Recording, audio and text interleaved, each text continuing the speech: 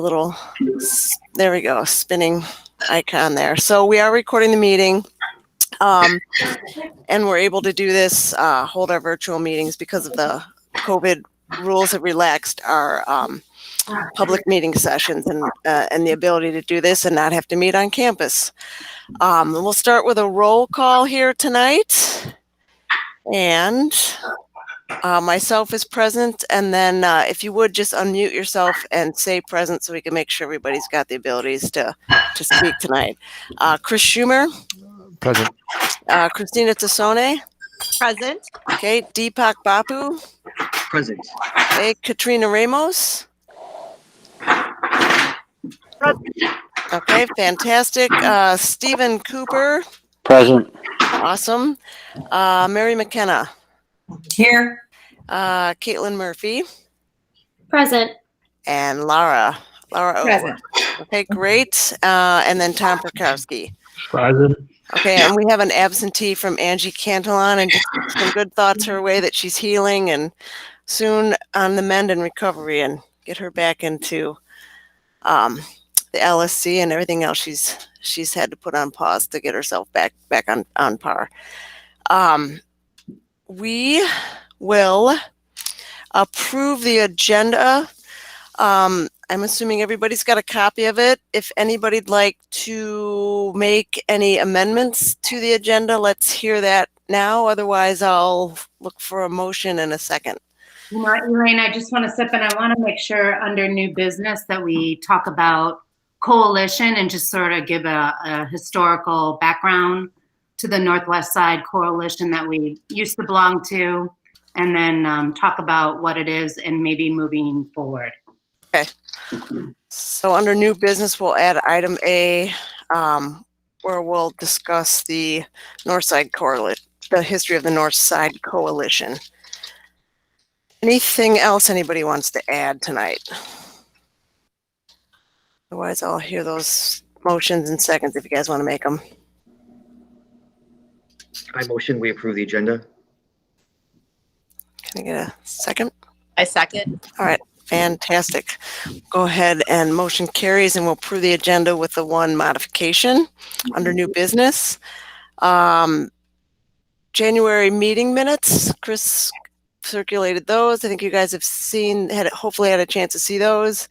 If anybody wants to make any changes or modifications, clarifications there, let's hear those. Otherwise, I'll take a motion and a second for those as well. Motion to approve. Or accept. Thank you, Tom. I second. That. All right, sounds fantastic. Motion carries, and we'll approve those January meeting minutes. Thanks again, Chris, for being the rock star, taking those for us. No problem. And we'll just, not a lengthy report for myself here, but wow, CTU's had us,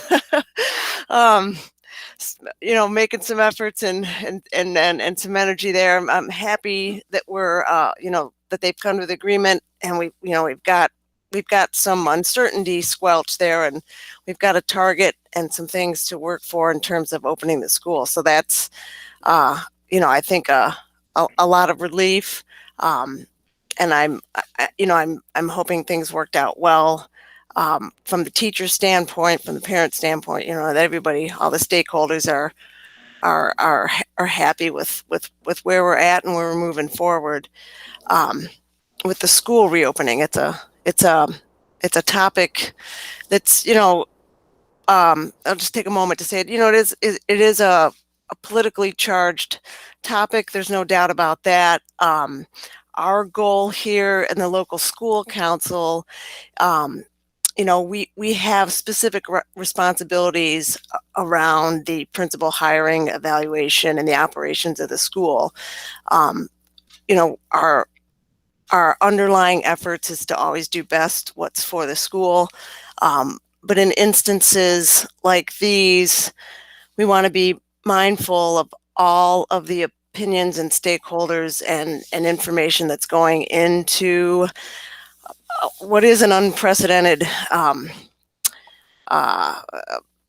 territory for us, something that we haven't done before. We haven't dealt with a pandemic and a citywide school reopening process here. So just kind of wanted to touch that topic. You know, we as a board kind of need to remain not politically connected to this and just put our school council, you know, sort of hats on, that we're going to support the school in all the ways that we can to get everybody in and back to, you know, what we knew as normal before. So I just want to thank everybody for bringing their opinions and being supportive and kind of unbiased about how we approach all this. That's kind of it from me. I do want to remind us, we'll talk about principal evaluation that's coming up here. And just a quick reminder too, that we need to get ourselves fingerprinted and do our background checks for the school council. So I know a couple of you guys have done it, but let's make sure we get that buttoned up and that sort of thing taken care of. So other than that, I'm going to pass it on to you, Chris, for a principal's report. Sounds good. Thank you, Elaine. Just a reminder to everyone too, especially the new members, don't forget we have to complete our local school council, webinars for helping out with the membership. So they haven't given us a deadline yet, but I know they want us to keep working at that as well. So something to keep in mind, but for sure get the fingerprinting. So let me start with the principal's report. A couple things that I want to, first of all, celebrate. We still did have a virtual spelling bee. So we have a representation, and I love it that it's a 5th grader and someone who is also very familiar with the background from their family. Ashani D is going to represent Sauganash School. Yay. So she will take the online test and hopefully make it into the citywide finals. Just for a little bit of a background, her older brother also represented Sauganash School in the spelling bee. So I'm sure having that as experience and watching her brother do it, she's gonna go far. So we're excited for her. Couple other things that I just wanted to make sure that parents were aware of the school openings and what is going on. We do have CPS, not only has Sean done a phenomenal job with sending out information in our newsletters, so please make sure that you are reading them. Lots of good information in there and up to date. But I also want to make sure that parents are aware of some of the new, I would say more transparent. First time I've seen CPS be so transparent, so that's nice for parents on a couple things. One is you can see how we are performing in our budgetary expenses. So just want to make sure you were aware of that. Christina Tassoni was awesome in finding that in our budget committee. So if any parent ever wants to look up any CPS school, they can do that and how they are spending their funding. And then the other thing, which was new, and there was an email sent out, I believe January 27th, I know for sure, to all the local school councils, but want to make sure that our parents are aware. There is a new school readiness dashboard for families. So on that, it kind of goes over, specific things such as, is the school, are the care rooms provided? People have performed the professional development, indoor quality, air quality. I hope that everyone has seen an awesome YouTube video that's been in our newsletter Mr. Kennedy found that really does a great job explaining the exhaust system, the HVAC, in both the, I hate to call it this way, but the old building, or I used to call it the existing building, but as well as the new building. So it explains both buildings very well because we have both of those systems at our school. And air purifiers have been installed in each classroom. The face coverings, PPE, hand sanitizer, technology with iPads, Chromebooks, and technology bundles, which also are headphones, syncing stations so that we can charge the computers, etc. So all of that has been updated. In addition to things that we have gotten us ready and hopefully prepared to see our students on March 1st, we have 4 miscellaneous employees that will support any teacher that possibly has gotten an ADA or maybe needs to telework from home. That means that person, that miscellaneous person, will be in the classroom, not necessarily teaching, but supporting while the teacher is either teleworking and or providing instruction, co-teaching with that teacher. So we have those employees all hired, which is great. We're in great shape for there, as well as we have 2 cadre substitute positions. So those teachers are in place. So again, anytime, I think I heard on the news, whatever, or living in this is going to be ongoing, obviously. And as people get exposed and or need to quarantine, so we do have the personnel to keep and continue instruction in school as well as out of school. So whether parents chose to be in school or out. So I really feel the staff has done an awesome job from anywhere from AP Kennedy to the custodial staff. We're ready to go. So all the classrooms are up and ready to go. And hopefully with the plan that's moving forward with CTU and CPS, it also seems, again, we'll be ahead of the game. So it gives us even more time for the staff to collaborate that week because actually all of the classrooms are ready to go. There's just a few teachers that need to get some instruction or materials placed, but we're ready. So I also want to thank the parents in the next couple days, week or so, that they're going to be picking up another supply. Because we've been moved back to a March 1st, March 8th opening, want to make sure that supplies are picked up and they will be used through the gymnasium so that there is no interaction with any staff members that are on campus.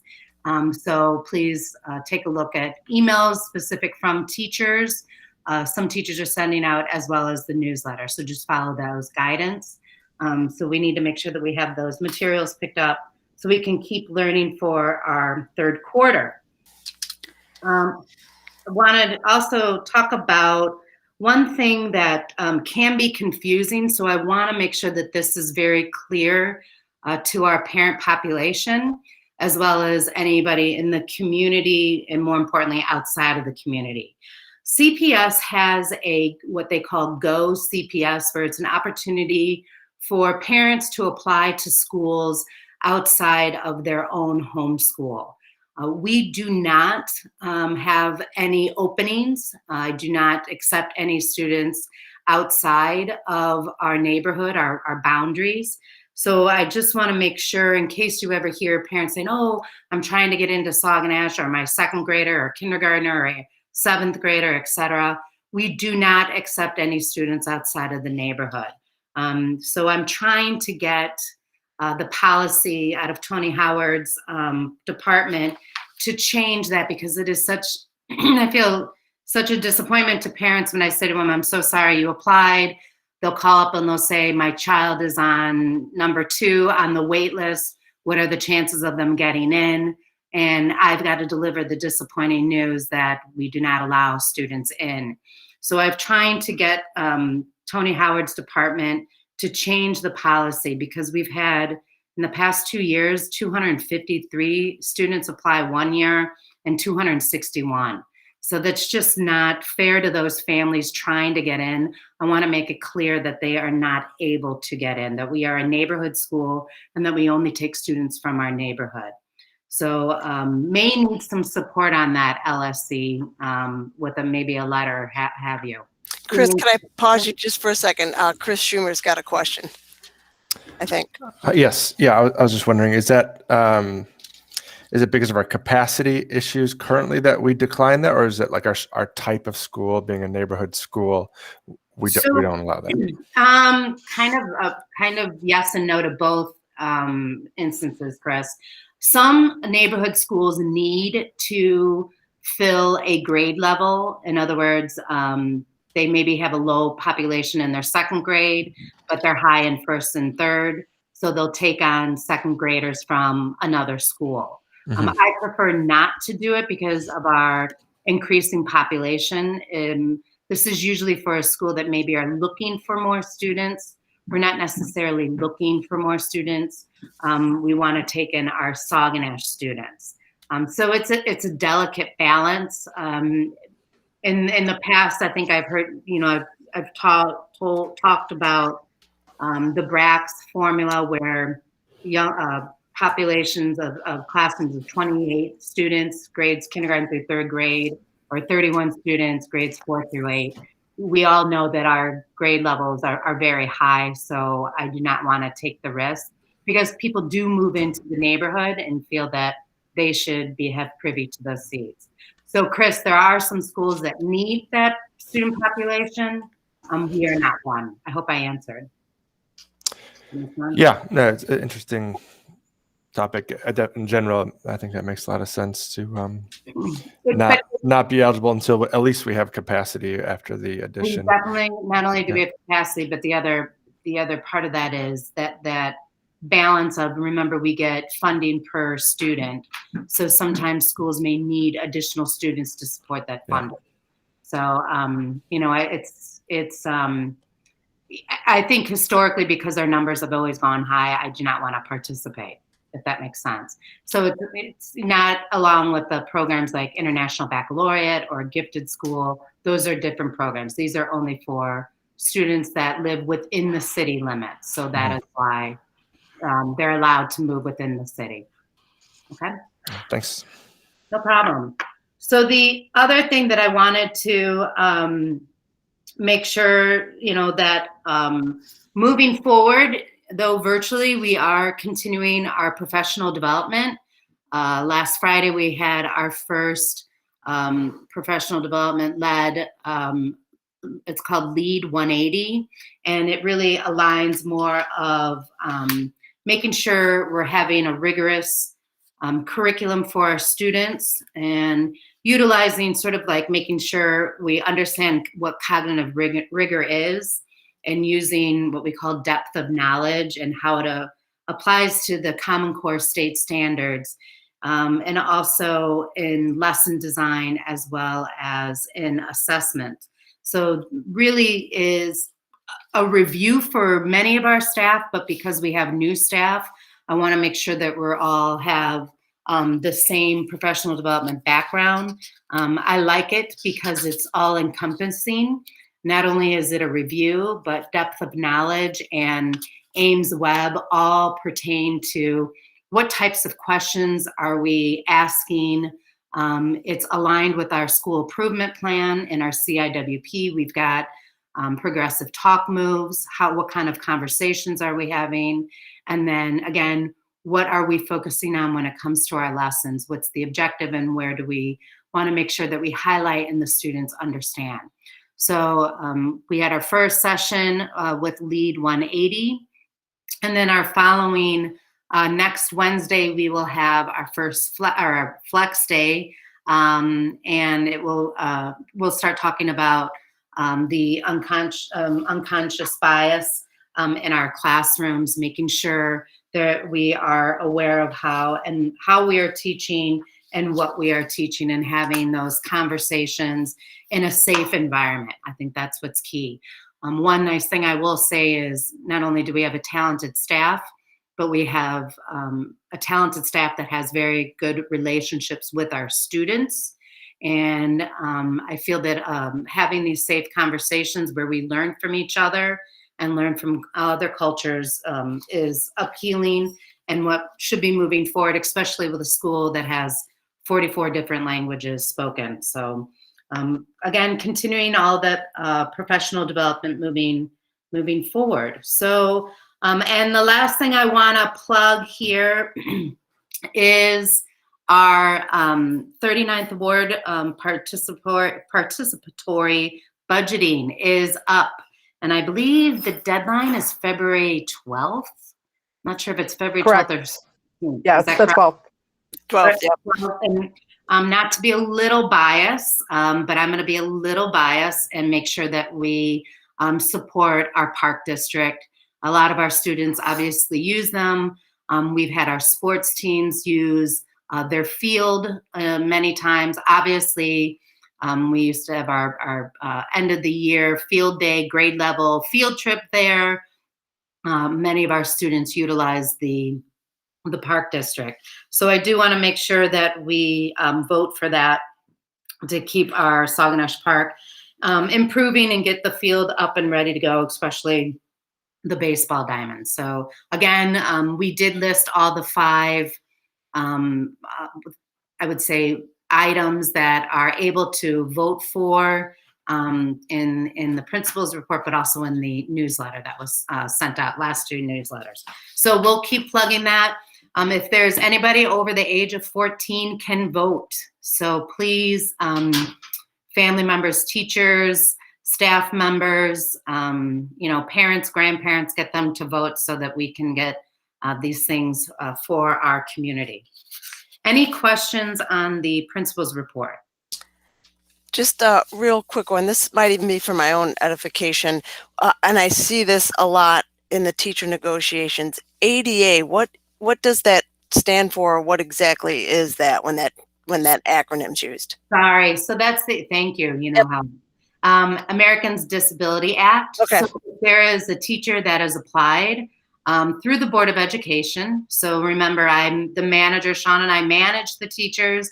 We all work for CPS. So the board has to approve all ADA requests, and that can be, it's for a merit. Obviously, because of HIPAA laws, it stays downtown and what have you. So, but it still allows the teacher to be able to teach safely from telework. But the nice thing that CPS did think about, if there are so many teachers that have been granted an ADA, that the miscellaneous employees can cover the classroom. Just before our meeting, I spoke to Chief McGlade. She reached out making sure that we had enough people now.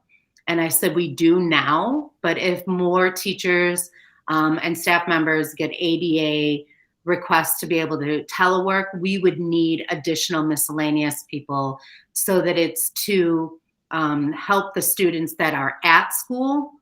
And then, again, the teacher continues to teach. So again, ADA stands for American Disabilities Act. Okay. I figured as much, but wanted to kind of hear that. And then just a quick one too, that supply pickup is not necessarily for every grade. And if I saw the newsletter, it's not 2nd grade and it's not 7th grade, but every other grade. And not kindergarten. And not kindergarten. Okay. Not kindergarten, yeah. Okay. So it wasn't across the school. Okay, No, awesome. Most of it was because of our math workbooks. Textbook. Okay, cool. Thank you very much. We'll go into other reports, and we'll first start with the budget report. So with our budget report, Mr. Kenny, if you could put up the bottom part of the principal's report, I added it. Sorry, just so you can see what you have a visual while I'm talking. Wanted to let everybody know our budget committee met on Wednesday. We will be meeting the Wednesdays before local school council meetings. And having through discussion, we talk about things that we're going to, can you go to the next, there you go. Things that we discussed at this meeting specifically and was approved by the budget committee. It's all the way at the bottom there. We're of some items here. So number one, just to make sure everyone is aware, we have an Empower grant was granted to us last year, and because our year was cut short, we got additional funds for this year as well.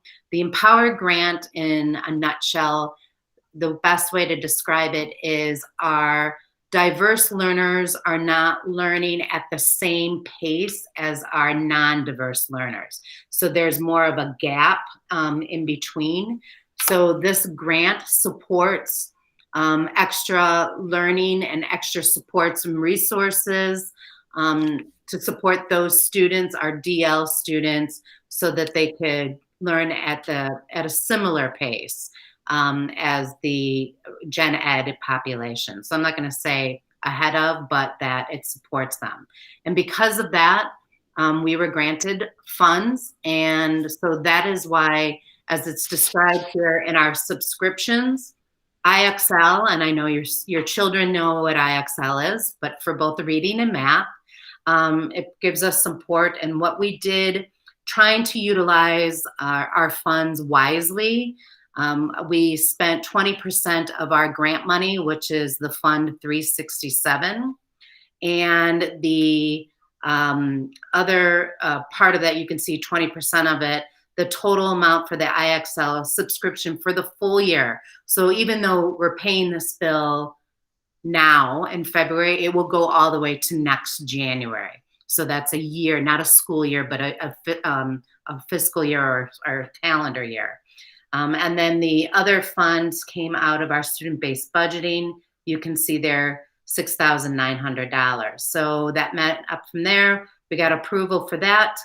One thing that we always try to do is our budget is to work well with our PTO and making sure that we are spending funds that we need to spend first before we tap into our internal accounts and or any asking for PTO funds. So at the beginning or the end of last year, we had our PTO did pay 50% of our True Touch screens. So that's the new line screens that are in each classroom. They replace the Starboard or the interactive whiteboards. The PTO did put down $9,600 for 50% of the price. And then with funds that we've been able to conserve, I was able to pay for the other 50%. So again, trying to save our PTO funds, but also utilize our 115 funds that need to be spent by the end of this school year. So helped out with that is $9,600. And then below there with the Granger, we had to purchase 4 desks for teachers, because believe it or not, we have not purchased desks, though we've expanded our teacher population, but they were working off of tables. So what really was prevalent is now having to have some of the teachers in our nooks and crannies, especially our specials teachers that will be moving from classroom to classroom. We had to divide them up, as well as our related service. So we needed desks for them and 5 classroom printers just for easy printing, because both of our copiers do have access to print out anything from a teacher's site, and then 10 additional teacher laptops, because our technology needs to be not only updated, but also, again, the growth of teachers. So we approved all of those. I know they're all singly under $10,000, but I think, Elaine, we said that we would still be able to provide this information. Want to make sure parents know where we're spending the money, how we're spending the money. So would you like to do a vote in favor, or a Robert's rules would be to call it out? What would you like? Sorry, you're on mute. Yeah, sorry. We can, like you said, we can, since you reviewed this, we have it committed to your principal's report. I think we could make a motion to accept these budget items. Make a motion to approve these budget items. We can second that motion and hear if anybody is in the opposition to it. I think would be the way to do it, if that sounds good. Yep. I'll put a motion to approve the following budget committee approvals. Okay. I'll second that. Okay, so all those in favor of the motion, I'm going to assume there's an aye. I'll give us a moment for anybody that wants to go in opposition to the motion. Let's hear that, please. All right, so with no oppositions heard, we will approve the budget as described here in the principal's report from February. Thank you. Get Hey, that on Elaine, can record. I apologize. I just wanted to just say one more thing about just the Sure. budget committee, 100%. if that's possible. Absolutely.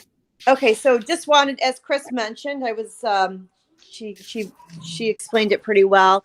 Did want to mention that in terms of the budget committee as it stands today, we are meeting the Wednesday beforehand, and who's now part of this budget committee is Elaine sits on it, Chris. We have Deepak Bapu's also on it, as well as myself. If just want to let you guys know, it is open. So if anybody would like to join, you don't have to be on the LSC. You can be a parent, but just wanted to make sure transparency.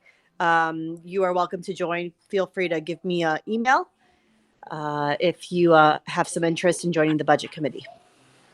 Awesome. Thanks for saying that. We work as a group because I can't keep track of everything there, so I appreciate that. Never hesitate to comment in. Anything else budget wise? Otherwise, we'll go on to the next item. That's it. Okay, sounds great. Next item being the principal evaluation. So the big thing I want to touch here is the timeline that we have sort of penciled out for the next the next two meetings. I'm hoping everybody received emails from me with that timeline in there. It described the February, March, April dates with some bullet points on what we hope to accomplish in the meetings. And I'll just kind of quickly go through that to make sure everybody's heard it. Tonight's meeting, we'll hear about the process.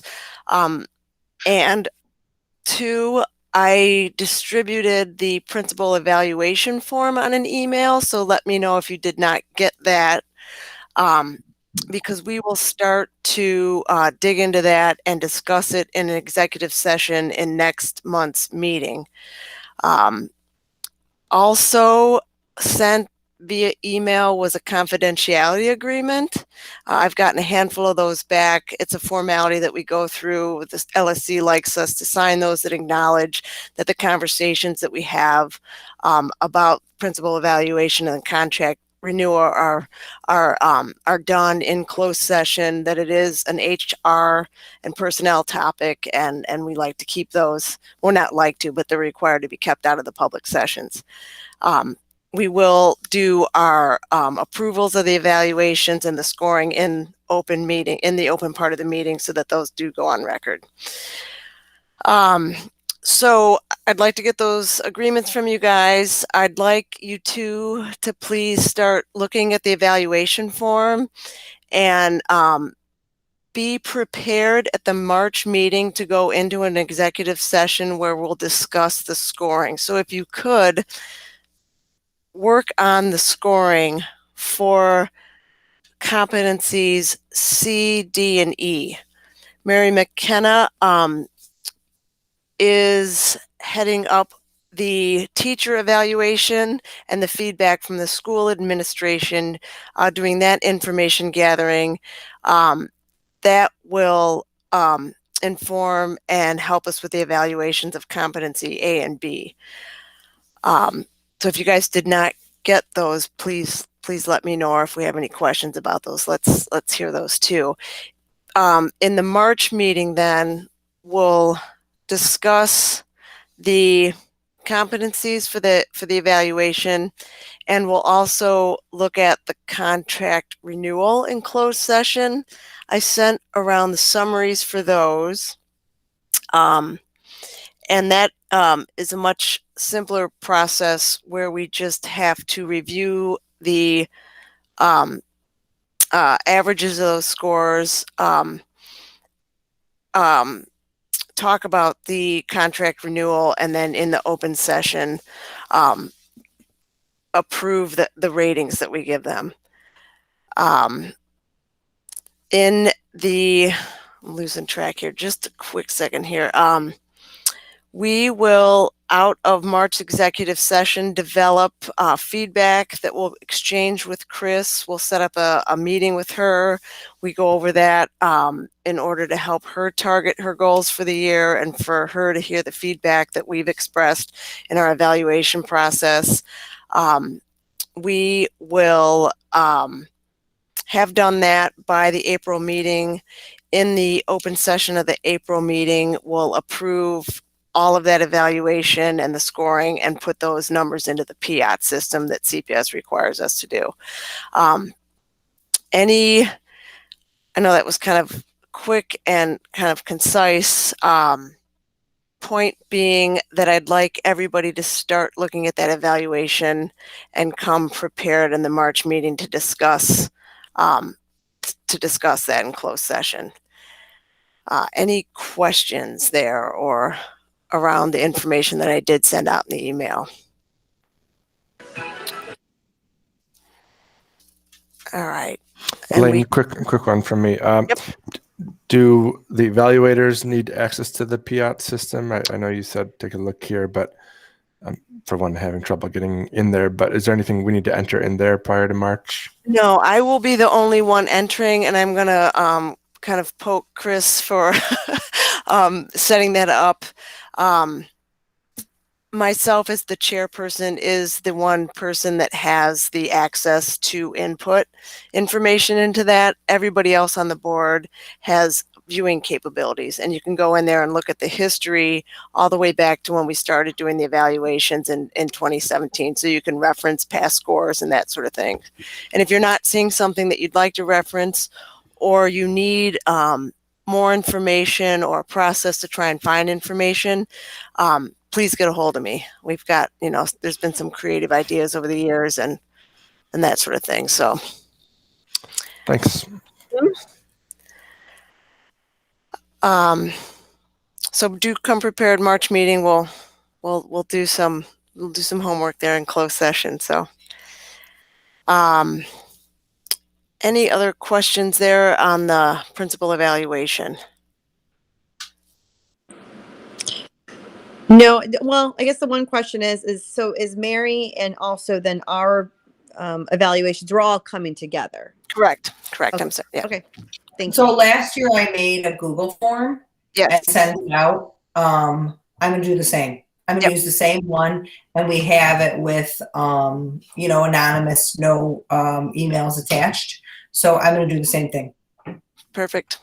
It worked very well last year. So Yeah, that was great. Sounds great. We'll move on to any PTO announcements, or anybody want to make comments towards the PTO. I don't know if anybody's on the meeting this evening that can speak to it. I don't see. Well, Deepak and myself would be able to. Oh, sure. I'm sorry. We don't have anything going on. So we're trying to brainstorm around fundraising because there's not going to be a spring benefit. So the next meeting will be still around brainstorming for fundraising ideas. Great. And then the next meeting is Wednesday, February 17th at 6:30, correct, Katrina? Yes, correct. Thank you. Sounds good. On to regular business. So unless something's come up since we've last talked, there's no internal account activity that we need to do, and nor school usage. Hopefully, I keep saying it, but hopefully someday that'll be a hot topic.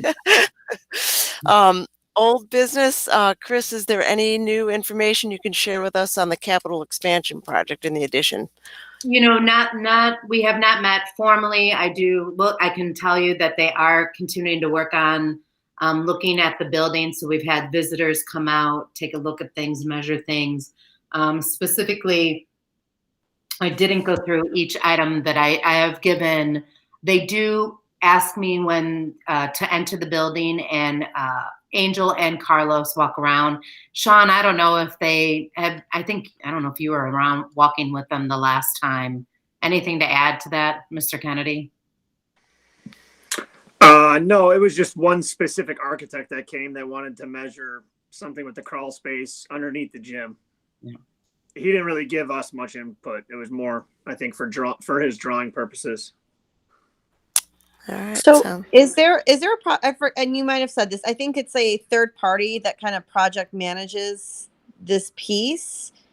And the idea is that they're going to be setting up some time to have just show the community the plan. And do we have any update? Because I just feel like, just where we are with the project, or do we ask the third party to give us some feedback? I'm just trying to understand how best to just navigate and understand what's going on and where we're at. Is it just solely through you, Chris, or is there something that the LSC can get some updates to present back to parents? I know the architect made a comment towards Sean, so I'm going to let Mr. Kennedy talk about that. But what they did, sorry, Sean, they did say that they were going to have a community meeting in February, but we're pretty deep into February, so no word yet. But obviously they keep on working on plans. Sean, do you have anything to add? I mean, the lead guy that I think is eventually going to hand it off to the PBC and whoever else is leading the way, all he did say is that the original meeting to explain and show the community the renderings and all that was supposed to be January. Like Chris said, it got pushed back to February. But I know he said, regardless of if the meeting's pushed back, it's not pushing back the timeline of the project, is what he did tell us. Okay. So do we have a timeline of the project? What I'm saying? Like, I just wanted to see if there was any information maybe we can get for next time. Nothing official. I think the plan is still to break ground in spring, but I think we're waiting for them to, Christina, I'll reach out to Justin because he's the lead architect, and see if we can get a little bit more details out of him in a timeline. Obviously the plans have to be completed in order for them to share. So I'm not sure. Elaine, I don't know if you want to add anything, but I will definitely bug Justin on that. Only that I would let Justin know that his LSC is asking these questions. And we are, I'm looking at Tom, we have a community representative here too that has some input from people other than the school users. And we need to push for that community meeting and an introduction to who's going to be affected by the construction of this. I'll get a date and get who will be. I don't know. We're asking. Timeline, date, and then date for the meeting and timeline. Yeah. Are we going to need any approvals, any administrative approvals, zoning or with the Public Building Commission? So they take care of that. Yeah, go ahead. We probably don't know that yet, but that's the kind of stuff that or the school and the community should hear sooner than later. Yeah. But don't know the answer to that. That's the kind of thing that would be nice to hear about. So we will definitely communicate once we put a little bit pressure and ask a couple more questions and know that there's accountability coming out of the LSC. And then we'll put it in the newsletter for sure. Any updates that we get, because that will come weekly, and something that needs to come together as LSC, I will definitely send an email. Yeah, if we need those, I'd be shocked if it was anything less than 5-6 months before we even get permits. Yeah. Yeah. Just, appreciate any updates or any pushes. And that's, Chris, I know, and Sean, we keep putting it back on you. That's why I said if there's anything that from an LSC perspective we can do, just wanted to put that out there. No, I think Elaine's got a good point. You know what? Came up in the LSC. We're in February. We're supposed to have a community meeting and we don't have a date. What's going on? Yep. Okay. Yep. Thank you. Yep. Next on old business is the school reopening update that was scribed there before the weekend. So I think we have our update. Chris and Sean, great communication out to the school, timely. You know, your email was 30 seconds behind CPS's, so well, they're coming together. But you know, we'll. I'm assuming you guys are fielding any questions about the reopening, but it's you know, what we know is out there, and you know, there's a clear understanding of the expectations there. So, thanks for doing that. Yeah, and I'll just jump in real quick. The reason that I kind of copy the CPS communication email and I just put it, we lead the newsletter with it, is because there's many parents that, you know, one mom may get the CPS emails but doesn't get the newsletter, or dad gets the CPS emails. So I feel like the newsletter is kind of our central communication. So that's kind of the reason of kind of just copy and pasting the news about the tentative agreement and whatnot. Works well. Yeah, no, we definitely want to make sure everybody knows that information. I do want to add, both Sean and myself were on a Zoom meeting today. It was from central office. The mayor thanked us for our, you know, dedication, keeping children safe, getting the schools ready. So I think they've got a great plan. It's a solid plan. It's a smart plan moving forward. So truly feel that hopefully CTU we'll ratify it tonight, and then we'll be on a track of knowing what's going on. So that's a good thing. Yep. Awesome. On to new business. We mentioned the Northside Coalition then. So I do. I wanna back up a little bit, and this is historical to the point where we're going back 20 years. I'm not going to go back 20 years with you tonight, but want to let you know that there was what we called at first the Northwest Side Coalition. The reason why we called ourselves this was so that we could unite, because many of us had schools that had very similar challenges. And at first it was overcrowding, and then it became budgetary and or vice versa for each school. And there was a roughly 13 schools on the Northwest Side that we would get together, and it was a representation of the school principal or assistant principal or both, as well as some local school council members, sometimes chair, sometimes any member, and or PTO, PTA. And it was sort of a leveraging way of saying to CPS, hey, don't ignore us over here, and trying to kind of level the playing field. At first started off with in network one, that we were not getting the funds that other schools were seeing throughout the city. I try to explain it to new families of neighborhood, well off, wealthy, what have you, a mix, to our school budget poor. And the reason why I say school budget poor is that we are not poor enough. We have to reach a 40% threshold for low income families, and we never did and never have in order to be able to receive what we call federal Title I funding. So it was additional funds that we would receive as a coalition to be able to say, hey, throw us a bone so that we can keep afloat and keep up with our partners throughout the whole city. Later, we merged with Southwest Side schools as well. And I just think it's time that, not necessarily, obviously, we're getting our additions, so we're very thankful for that. But I'm a little worried about budget and what budgets are going to start to look like in the future. It was touched on in our meeting today from the CEOs, knowing and acknowledging that this is going to have an impact. We obviously have about 50 students less this year than we did last year.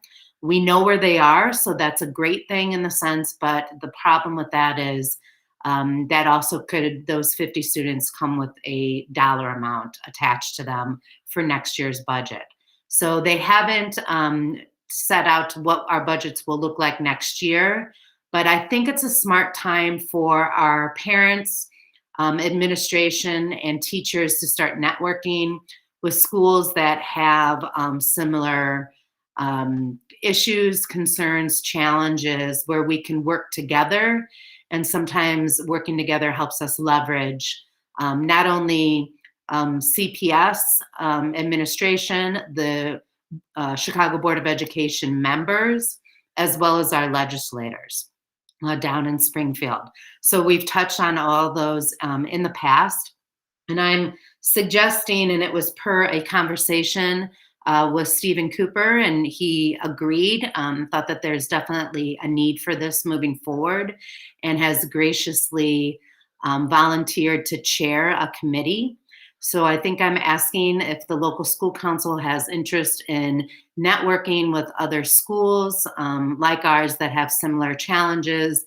Again, I think the big thing is going to be budget moving forward for all of our schools, and to see how we can work and problem solve and support the administration at Board of Education, as well as the members, to, like we said, with even getting our addition for those that were on that committee, communicating and educating them as to why we need these fundings. And it could go back to, maybe it's not a need for funds per student, and maybe go back to that formula where it's amount of students equals the cost, the pay, the position.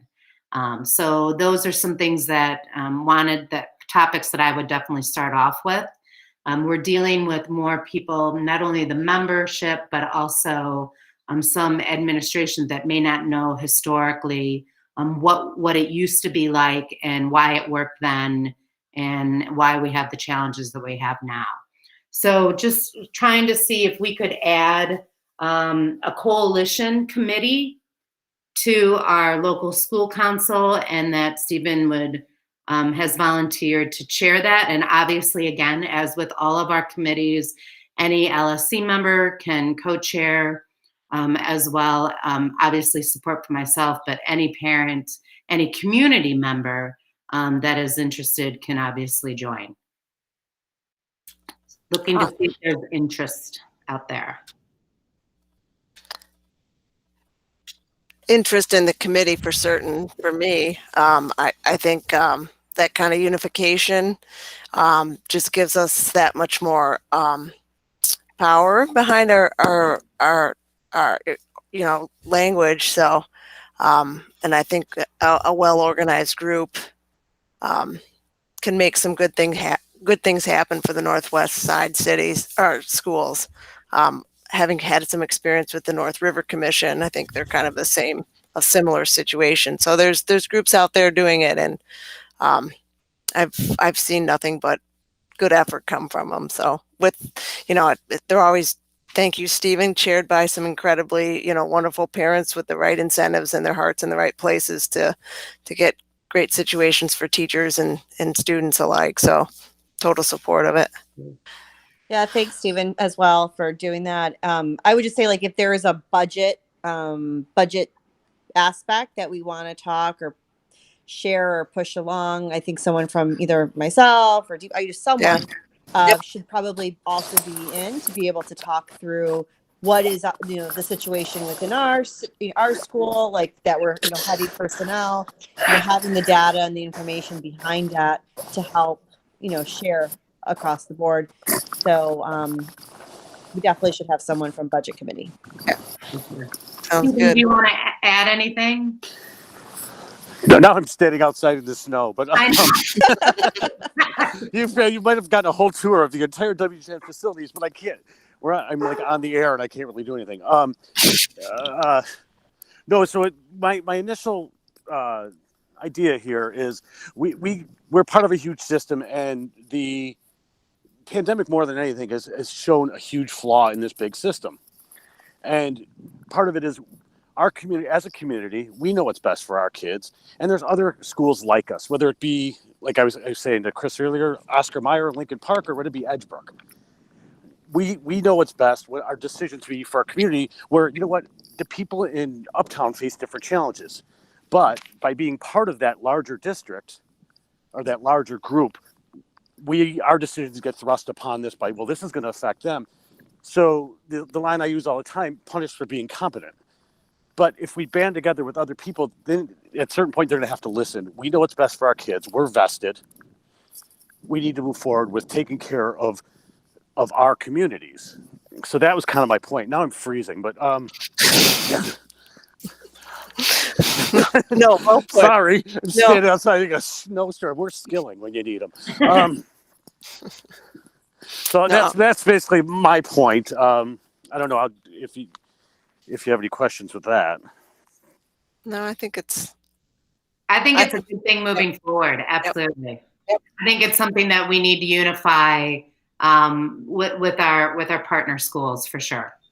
So I offered if there's no other further questions or discussion, I think we should probably add this on as a committee. Yep. And good. I will definitely reach out to my colleagues in Network One and see who is interested in, as we say, getting the band back together so that we can get the things that we need for our kids.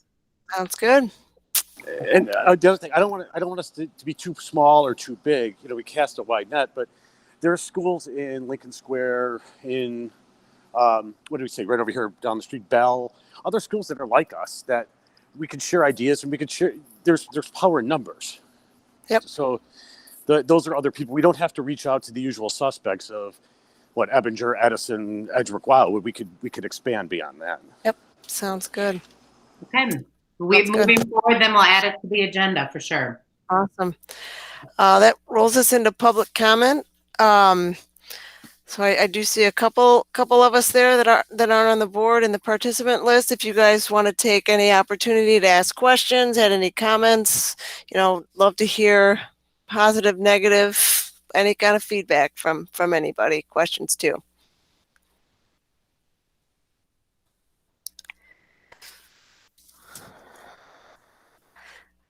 All right. And goes without saying too that the communication lines are open. It doesn't have to be in these meetings that we talk about these things. I know Chris and Sean are very accessible and happy to intake any kind of concern or compliment, to the school. So sounds fantastic. So the only thing I do know that will be on next month's meeting agenda for certain is the principal evaluation. So if everybody would please do their homework. There's low amounts of it on the school board, but we do get it sometimes.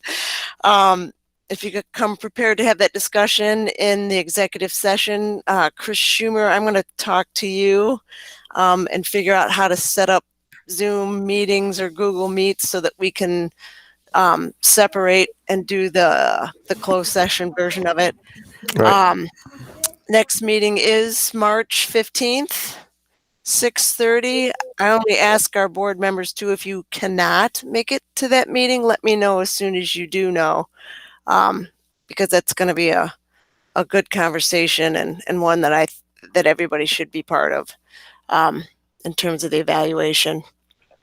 And just a huge thank you to teachers. I just want to give you an immense amount of gratitude. Thank you for your patience, for your efforts.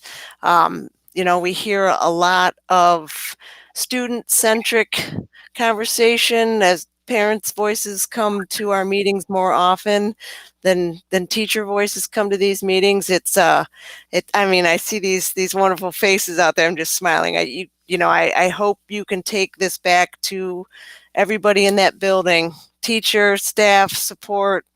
I haven't seen Angel in ages, and thanks for everything you guys do. And we hear a lot of complaints. We don't hear a lot of the compliments, and I have heard tons of compliments about all of the teachers there. So I just want you to know that there's Thank you, Elaine. there's a lot of good noise out there. We just push the bad noise to the front burner too often, but I just want to take the opportunity to let you guys know that it's there. So Thank you. Sure. And onward and upward, as my mom would say. We've got a school opening date and a target now. A lot of the uncertainty starting to erode, and I think that's causing a lot of people to feel a little bit better about things. So let's keep going, and we'll see you guys March.